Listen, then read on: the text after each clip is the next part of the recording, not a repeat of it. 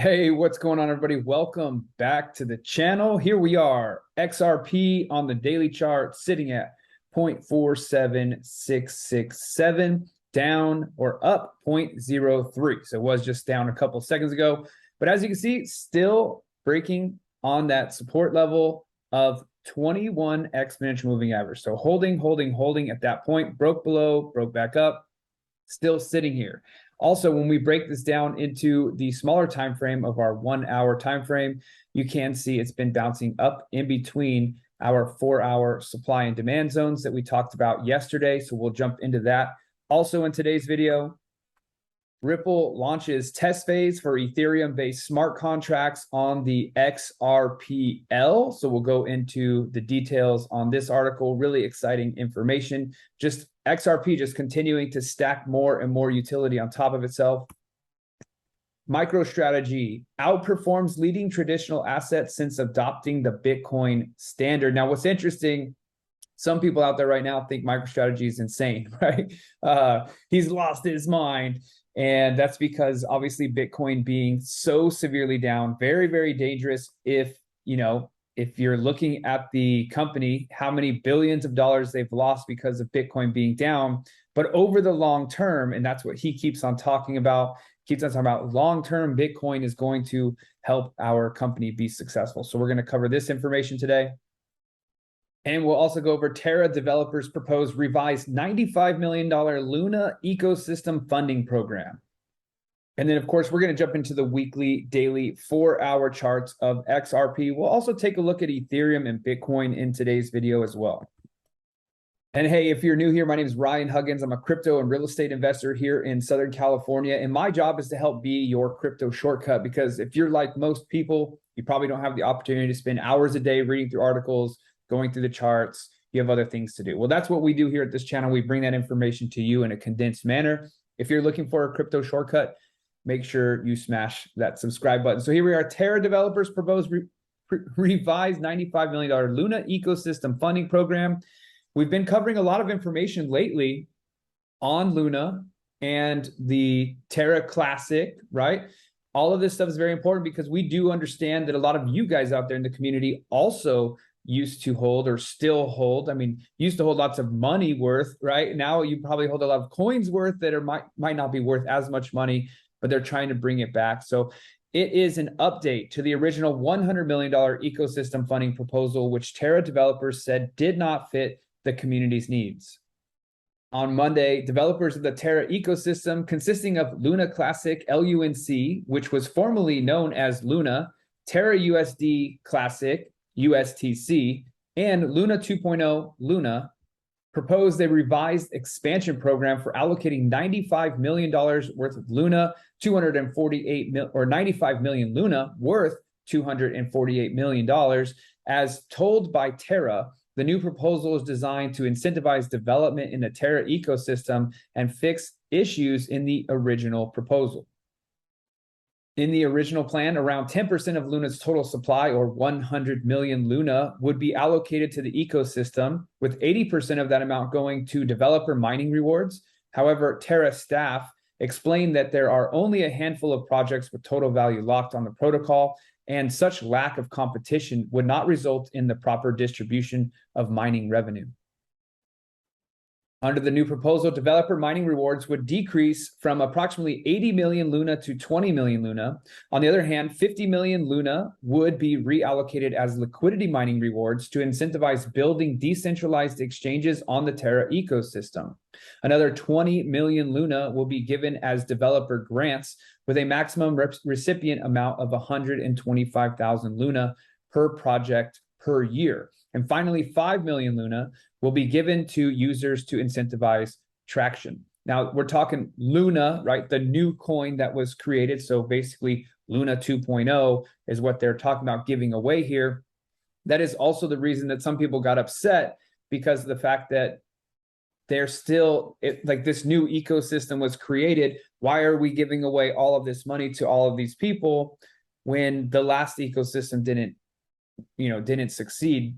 This could dilute this new ecosystem.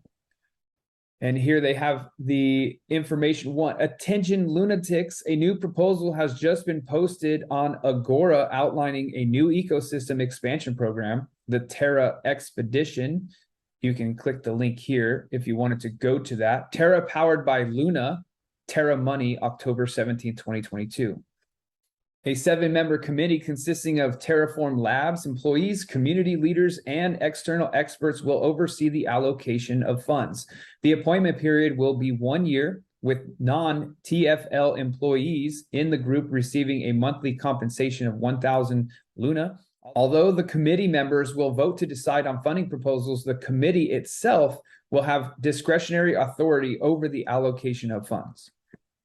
Meanwhile, the treasury will be managed by a separate group consisting of 2 validators, 2 community members, and 3 members of TFL. A few months earlier, the Terra Luna ecosystem suffered a devastating $40 billion collapse, with the algorithmic LUNC USTC coin pair spiraling out of control as part of a week of intense sell-offs. Since then, the ecosystem has partially stabilized, but remains well below pre-crash market valuation. According to DeFi Llama, TVL on Luna currently stands at $51 million. So let me know down in the comments, do you guys trust at all the Luna team coming back? Do you trust Terraform Labs creating a proper ecosystem? We do know Do Kwon is obviously on the run, still not arrested, still out there cashing out all of his coins, still out there collecting millions of dollars over time, and still out there running with the hundreds of millions of dollars that he was supposed to be putting into the ecosystem to restabilize the falling stablecoin, but he didn't. So how are you feeling about Terraform Labs? How are you feeling about Luna coins? I'm still holding all of my everything. I'm still holding all of my Luna Classic, still holding all of my UST Classic. Have not sold any of it. I am hoping and praying that it comes back to some sort of half of what it used to be, let alone hopefully 100% of what it used to be on the stablecoin. That would be fantastic. Bitcoin's last bull market was inspired by institutional investors who accumulated the assets at historical levels. Among the notable institutions in the United States-based business intelligence firm MicroStrategy, which has invested in Bitcoin under the Bitcoin standard. After starting to accumulate the flagship cryptocurrency, the company's stock has recorded positive gains compared to other traditional investment products. In this line, data compiled by Finbold indicates that since MicroStrategy adopted the Bitcoin standard on August 10th of 2020, the stock has surged 69.31% as of October 14th. During that period, the US dollar had the second highest performance at 20%, followed by the S&P 500 index, 6.6%. Other assets trailing MicroStrategies include the NASDAQ index, minus 5.89%, gold, minus 18%, and silver, minus 36%. MicroStrategy records losses after the Bitcoin standard, However, despite MicroStrategy's stock performance against Bitcoin, the company has emerged among the biggest casualties of the ongoing crypto meltdown. During Q2 of 2022, MicroStrategy reported quarterly revenue of $122 million against expectations of $126 million, with a $918 million loss. So that obviously Q2 of 2022, they have a misprint there. Of the losses, $917 million was attributed to its Bitcoin holdings, so like essentially all of it. But by then, MicroStrategy's Bitcoin haul was valued at almost $3 billion amongst the acquisition value of $3.975 billion. Furthermore, following the losses, the company's CEO, Michael Saylor, exited his position after being instrumental in helping the company accumulate Bitcoin. Interesting, the company has continued to buy the dip, with the recent Bitcoin purchase coming between August and September. As reported by Finbold, on September 20th, the company purchased an additional 301 Bitcoins at the average price of $19,851 per coin, amounting to almost $6 million for the entire purchase. Bitcoin correlation with stocks. It is worth mentioning that Bitcoin has traded in tandem with the equities, exhibiting historical correlation as the economy battles high inflation and interest rate hikes. The condition has, however, made assets like the US dollar more prominent, with the currency rising historical levels while crippling other global currencies. For instance, the dollar's strongest performance against global fiat currencies saw investors turn to Bitcoin as a hedge. At the same time, the shift to Bitcoin was an opportunity for investors to profit from arbitrage. In the meantime, Bitcoin is attempting to rally past $20,000 level. By press time, the asset was trading at $19,500, and we'll be checking those charts on XRP, Bitcoin, and Ethereum here shortly. And here it is. Ripple launches test phase for Ethereum-based smart contracts on the XRPL. Back in September, David Schwartz, the chief technology officer of Ripple and one of the original architects of the XRP ledger, presented his thoughts on the Ethereum virtual machine sidechain. His idea was to enable the execution of Ethereum smart contracts on the XRP ledger, thus lower the entry barriers for developers. Today, the XRPL ecosystem is one step closer to achieving this goal. PeerSys has now implemented and published the first phase of the EVM sidechain for the XRPL on the XRPL DevNet. This allows developers to use widely used Ethereum programming language Solidity and bring it to the XRPL. And here is PeerSys Technologies tweeting out, thrilled to announce the launch of the first XRPL sidechain compatible with EVM. This DevNet version with its Explorer and Bridge is the first step to open a world of gigantic possibilities to all developers and businesses to put their trust in Ripple and the Ripple X Dev. What's really exciting, by the way, is obviously we know how Ripple, the actual company, has been coming along, and they have the XRP ledger, but it's been basically only people who love XRP that are getting involved or that want to be involved, right? They think that the banking collapse is going to happen, so they're putting their trust in XRP.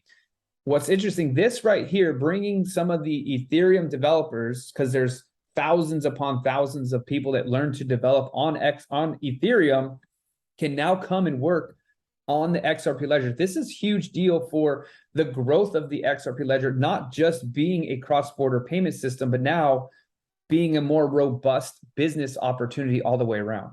Many crypto developers today choose to build on Ethereum or EVM compatible chains because of the popularity of Solidity for programming smart contracts and a robust ecosystem available to developer tools and DApps, decentralized applications. On the other hand, XRPL appears to developers because of its speed, or it appeals to developers because of its speed, low cost, sustainability, and other features. So now they're going to be able to merge both of those things. MetaMask, Remix, and Truffle on Ripple's XRP ledger. Today's announcement marks the completion of the first phase of the project, making the EVM sidechain available for testing on the XRPL DevNet. Phase 2 of the project is scheduled to be released early as the start of 2023, which will include a permission-free EVM sidechain and a bridge suitable for a larger scale of testing. The goal is to test scalability in a controlled environment. And that is a typo. That should be 2023 there. And as for phase 3, that will be coming as well, but there is no time stated for that yet. So this means that developers can now try out the EVM sidechain by either connecting to their DevNet via the XRP Ledger native XUMM wallet or using, for example, the Ethereum-based MetaMask wallet. As Vadari also pointed out, PeerSys and Ripple chose not to make Ripple's Layer 1 technology, the XRP Ledger, compatible with the Ethereum virtual machine because of the risk involved. On one hand, the efficiency and scalability of the XRPL could be compromised, and on the other hand, security as well. Due to this, the developers opted to develop a Layer 2 technology, the EVM sidechain, which will be connected to XRPL. Between Ethereum smart contracts, hooks, and smart transactors, XRPL developers will have the flexibility to build the next generation of blockchain-driven apps. Compared to other leading altcoins, XRP is trading below expectations over the past week. Currently, XRP is trading near the recently formed local resistance at around 48 cents. A sustainable uptrend in the daily chart might not happen until XRP can break the recent high of that 55 cents. And we're going to jump into those charts here in just a couple of minutes. But after recent highs, the RSI is in the neutral range. And as you can see, breaking news coming in now, Sam Bankman-Fried and FTX trading under investigation by US regulator. And if you guys have been following along, I've been talking about the fact that, a lot of people are like, oh, Sam Bankman-Fried, he's saving crypto, blah, blah, blah. He's essentially the reason that the whole market crashed. Him and FTX, the whole team over there, were shorting everything when everyone's trying to build back better. Sam Bankman-Fried over here crashing the market so that way he can buy up these companies at extremely low value.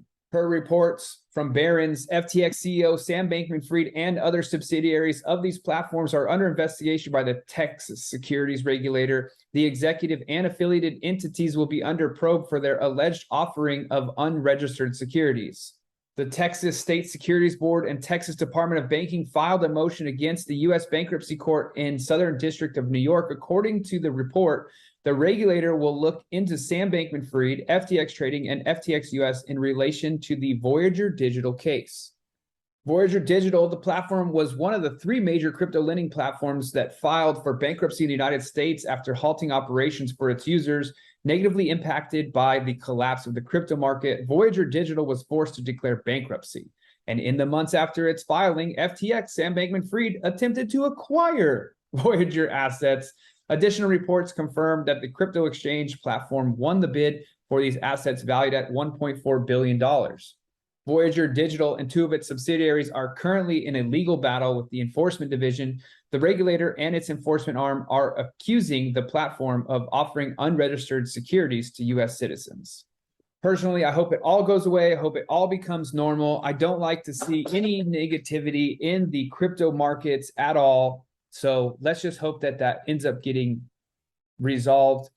Before we jump into the live charts, I did want to go over one of my favorite articles that comes out every week. This right here, the price analysis that this guy does is usually spot on. So we'll test this out and then we'll jump over. The price action for the past few days has formed a large symmetrical triangle in XRP. Buyers tried to push the price toward the resistance line of the triangle on October 14th, but the long wick on the candlestick shows aggressive selling at higher levels. So we have our resistance line here. We have our 14th here, all the selling off, and it did come in. So you can see that the actual lines were here.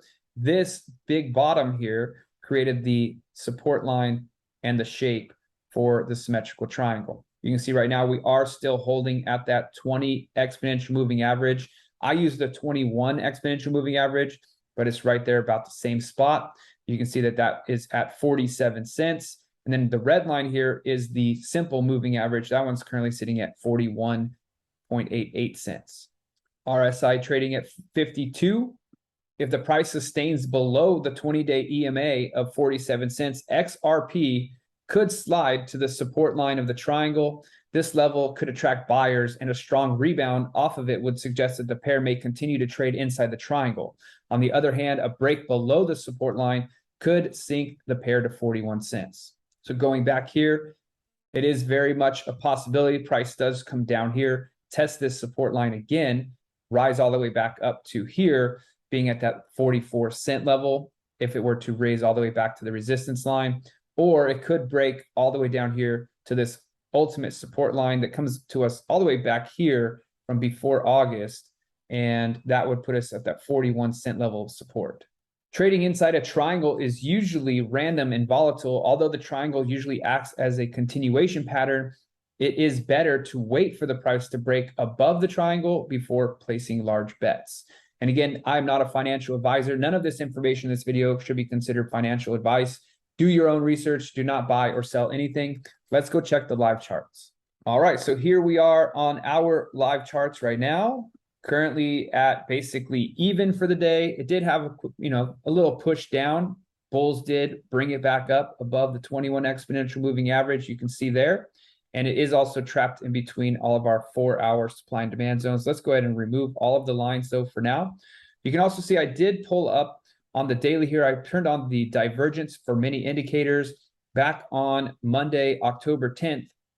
We got the official signal that an RSI and a money flow indicator bearish divergence had happened, and we've had a little bit of a sell-off since those indicators did signal.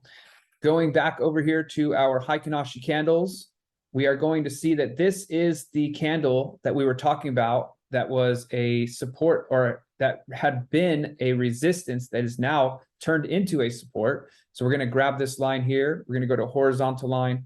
We're going to place it at the very top of that candle. You can see before it was a support, support, support, broke down, resistance, resistance, resistance, broke down. Now it became a resistance here. And now in this present day, that would be basically our bottom line support level. We don't want it to break to that far down. You know, we want it to hold here at the 21, but if it fails, we then have the 50 exponential moving average sitting here at 43 cents. If that fails, we have our 50 simple moving average here at 42 cents. And if that fails, ultimately we have the 41 cent support level. So there's a lot of support to the downside, which is very, very good for us. Now, one thing I do want to show you is as we go back to the Japanese candlesticks, we're also going to look at our fair value gaps that are still open on the daily charts. There is still a fair value gap open right now to the downside. It's currently sitting at the 27 cent level. Is that gap going to fill? Only time will tell, but we're going to watch very closely. If we start to break below the 21, break below the 50, and all these different levels of stops happen, if we were to break this 40 cent level, 41 cent level, we do have some trouble in the works there potentially. So the interesting thing though, the markets are starting to show us that we may be in line for an actual a bottom coming soon, right? So like within this month, the end of this month, before November or early November, the bottom's in and we start to ride it up to the top. There's a lot of potential for that to happen. Right now, on the daily charts for XRP, RSI is slowly dropping down, getting close to that 50 level, which is the neutral zone. Below that, we're bearish. We do also notice that our background, which was solid green background here, it has now flipped back to black.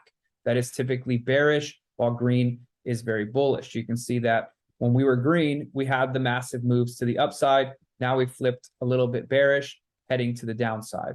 So we do have that. We also have our daily supply and demand zone all the way down here that would be more likely to hit than this fair value gap that we were talking about, 27 cents. That line comes into us at 34 cents and a bottom of that zone at 32 cents. Okay. But there is so much defense on the way down. So we have this daily defense right here, supply and demand. You can see recently on the October 13th candle, it hit the bottom of that supply and demand zone, battled back up. Right now, it is actually using this level as a support, and it has been doing that for quite some time. In fact, what we did is we even zoomed in closer and we took a look at the 4-hour supply and demand zones, and that gave us this box here. And we're going to go red for 4-hour, and we can flip back and you'll see that's where we're dancing around right now, right? So that's that level. And then the opposite is true to the top side. We have this box right here, and that is where price has been trapped in between. We're waiting for a break above or below the zone to be able to tell where things are going. Right now, if we're looking at the RSIs, RSIs are showing more of a negative potential. We are below the 21, we're below the 50, and we're below the 50 simple and exponential moving averages. And then also in our 4-hour, we are below the 50 level down here on the RSI, indicating bearish as well. We need to continue to move up, break up. We do have this 1100 exponential moving average that's been holding quite a great support over the last few days, but we'll see if that continues to hold. If we take a look at the daily, that was actually our most recent resistance. So we have the 21 starting to curl around. The 50 moving averages that are both headed up sharply, that's actually a really strong bullish indicator, but are they going to start rolling over? We're going to have to pay close attention to that. Now, once we start some momentum to the upside, we need to break this level right here. And this is one that we've been talking about for so long, 55 cents. It actually gets us up to, if we break above here, getting us up into that 56 cent level. 56 cent level. So let's talk bullish scenarios now that we've covered that.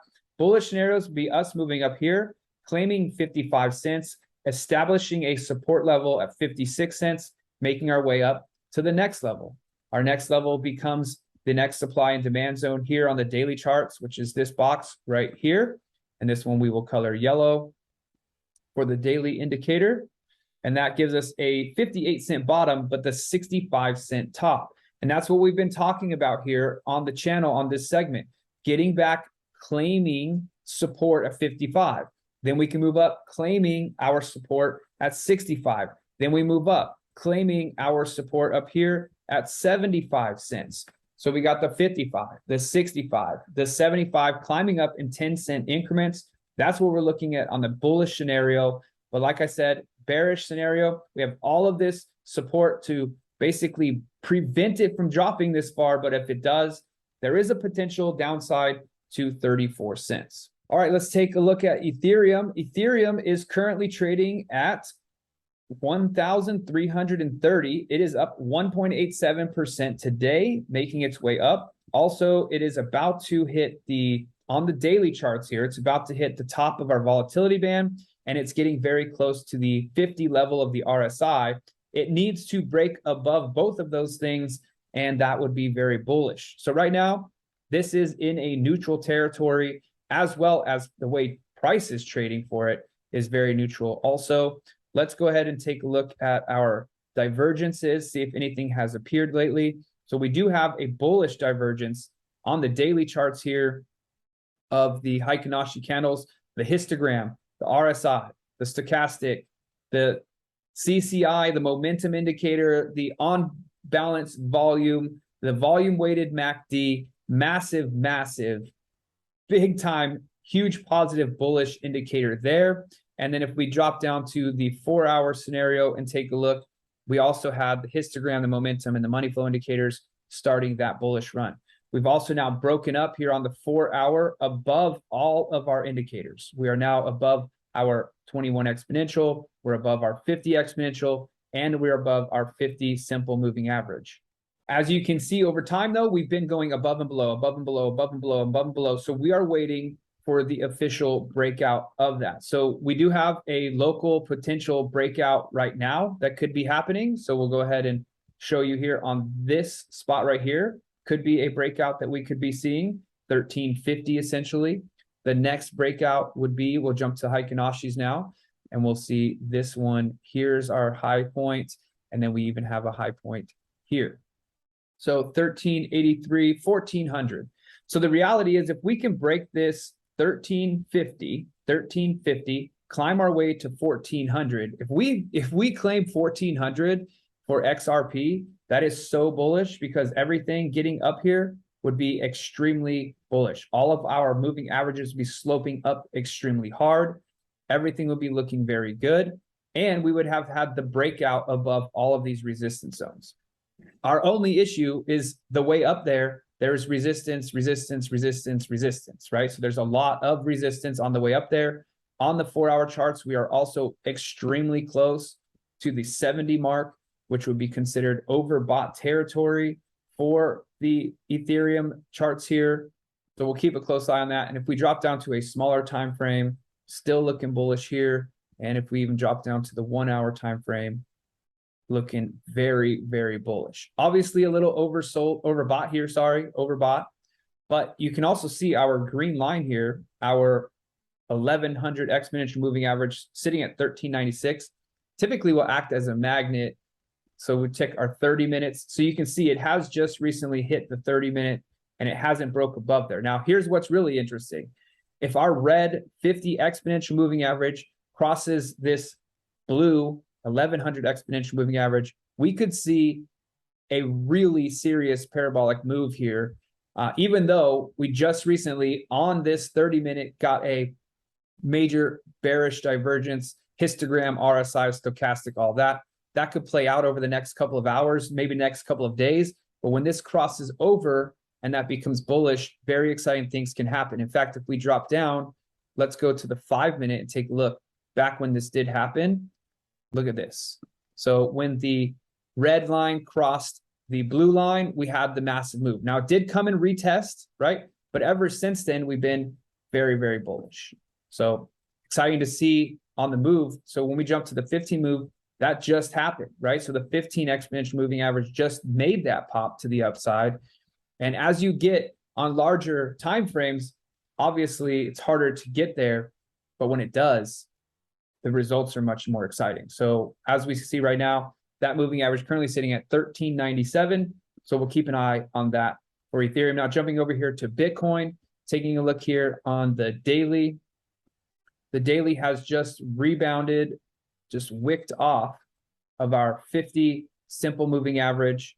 It did make its way up there, rejecting a little bit right now.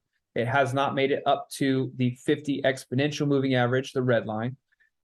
On the 4 hour, 4 hours looking pretty bullish here too, right? So the 21 has just crossed over the 50, and it's also about to cross over the 50 exponential moving average. Right now, the RSI sitting at 62, bullish. We have not gotten over the 70, so we're not overbought.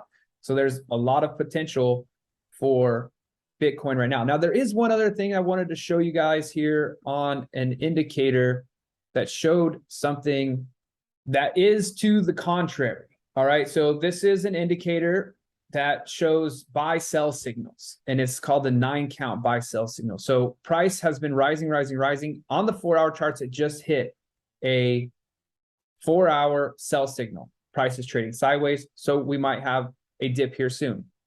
Ethereum also just had a 9-count sell signal.